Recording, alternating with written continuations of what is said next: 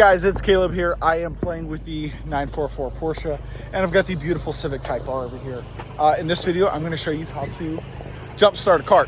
Not that this one will actually jump start, but just kind of show you how. So once again, you've got your two cars side by side. Depending on how long your jumper cables are, you want to get as close as possible. I've got some very short ones. These are a gift one here. Also, we got fireworks on in the background. July 4th, baby.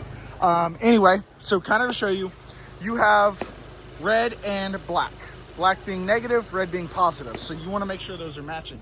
Now, if you're on a battery that doesn't have it, like this Porsche 944, you want to make sure you find the indicator that says negative, which is right here. It's actually very hard to see. It's back there. And you can technically assume the other one is positive, but just double check that it has a plus sign versus minus sign. Now, then you want to start up your vehicle, or it can be started already, as I've had, and we're going to go ahead and hop in. But we're going to be able to see that it's on. We've got a lot of maintenance to do on this car. This is a project car. But we're going to go ahead and turn it over. And it's going to sound like that. Now, there's several different reasons why a car would do that if it never turns over.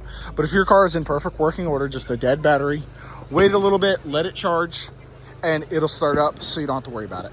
Just a little quick video for you on how to jumpstart your car. Thank y'all again for watching. I'll see y'all in the next one.